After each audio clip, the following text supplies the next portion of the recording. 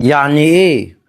يعني ايه مصر بتقع مع المنتخب المغربي في نفس المجموعة في بطولة افريقيا تحت ال17 عام؟ يعني ايه؟ انا قاعد وبقول يا رب ما توقعناش مع بعض، ما تحطش مصر مع المغرب، خليهم بعيد عن بعض شوية يا رب، خليهم بعيد شوية عن بعض. يوم القرعة توقعنا مع المغرب في نفس البطولة أو في نفس المجموعة، والبطولة في المغرب، وربنا يستر. وتونس كمان، تونس ومصر والمغرب في مجموعة واحدة ومعاهم أثيوبيا، الأربعة دول في مجموعة واحدة. والجزائر بيقع مع السنغال. يا جزائريين وقعتوا مع حبايبكم في نفس المجموعة في بطولة أفريقيا بالمغرب. اسمع معايا المجموعات اللي من دلوقتي حالا، القرعة كانت شغالة وخلصت. بيقولك المجموعة الأولى مصر المغرب على رأس المجموعة، تونس مصر أثيوبيا. يا ساتر يا رب، يا ساتر يا رب. تونس ومصر وأثيوبيا يا ويلكو.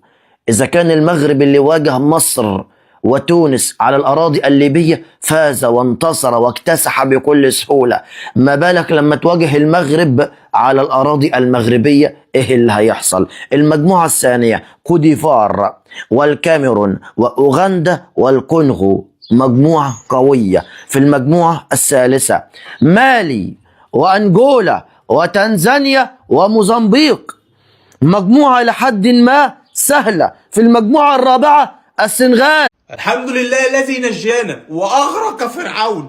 دي قرعه كاس افريقيا تحت 17 سنه اللي هتتلعب في المغرب، والصلاه على النبي معانا في مجموعتنا المغرب وتونس واثيوبيا. مصر والمغرب وتونس واثيوبيا في مجموعه واحده، والجزائر يا عيني في المجموعه السنغال وجنوب افريقيا وغانا. ما كانش ناقص لهم في المجموعه الحزن دي كمان غير المسيح الدجال ويأجوج ومأجوج. راحوا في مجموعه طين حظهم زي الزفت. ما كنت تجيبوهم معانا يا عم في المجموعه؟ يعني كنت هاتوها مكان اثيوبيا معانا في المجموعه. ما انا مش هقعد مع تونس والمغرب في مجموعه واحده، لا لا لا، انا اهون عليا ما اشاركش في البطوله.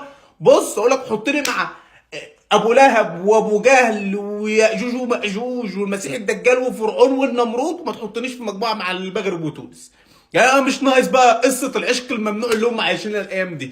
مش ناقص انا قاعد في المجموعه مع اثيوبيا اللي انا وهي مش طايقين بعض، وتونس والمغرب بقى يفضلوا يا حبيبتي يا مغرب يا حبيبتي يا تونس خوتنا خاوه، ويفضل احنا قاعدين في النص كده، لا احنا معاهم ولا احنا عليهم.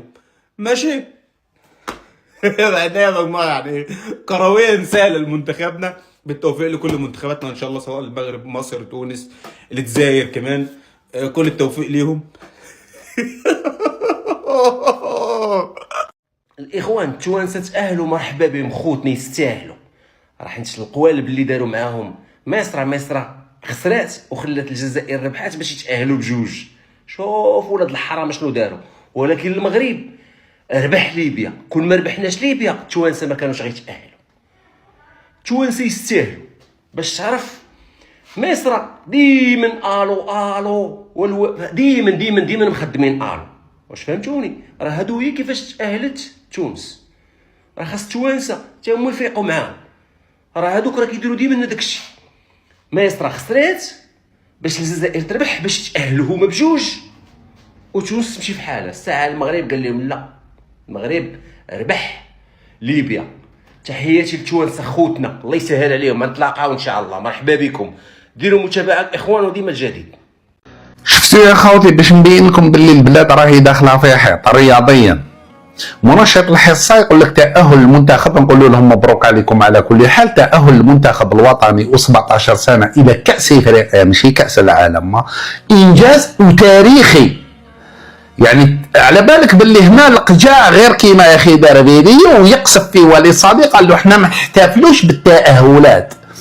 و17 سنه الله اعلم تاعهم ولا 21 سنه و17 الله اعلم دا لا كوب دو موند، ماشي تاهل الى كاس العالم، دا لا كوب دو موند. حنا تاهل الى كاس افريقيا ولا انجاز تاريخي.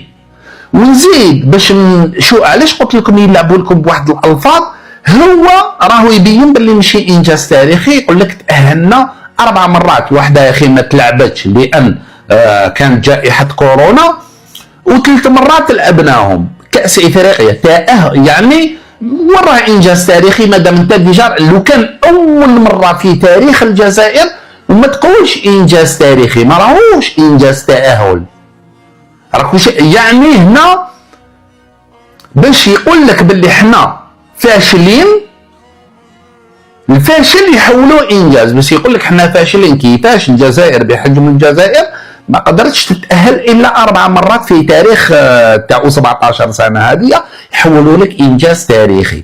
راك فاهم ولا لا؟ فهمت النقطه؟ يعني دوكا لازم الشعب يخرج للشارع لان حققنا انجاز تاريخي. الانجازات بدون القاب مع الوليد وراوراوا، تاهلات انجازات والقاب بالنسبه لهم.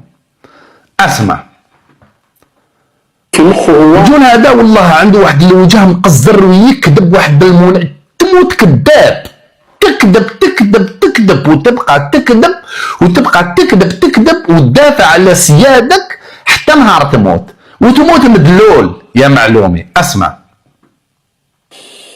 نقول بنسبه كبيره 90-95% عنده القائمه اللي تروح للمونديال، قائمه موجوده عند المدرب الوطني اللي تروح للمونديال بنسبه كبيره. من جهه ثانيه اليوم المدرب يعرف كاع الجزئيات تاع اللاعبين وعنده كل حاجه على اللاعبين. ما كاش مشكل. اللقاءين اللي لعبناهم مع غواتيمالا ومع اوروغواي، احنا اليوم هنا كل واحد فينا ينجم يهدر. مثلا ينجم رفيق يقول لك على ما لعبناش مع البرازيل، انا نقول لك على ما لعبناش مع كذا، ولكن اللي مخطط باسكو dans un match de football ou dans une préparation pour la coupe du monde il y a des variantes كيفاه تلعب. على باليش اسك جبتها ولا لا. رفيق واحد قال لك حتى ونخرجوا، يعني راح يجددوا عقد بيتكوفيتش حتى ونخرجوا من الدور الاول، يعني ايماجيني يا شعب يا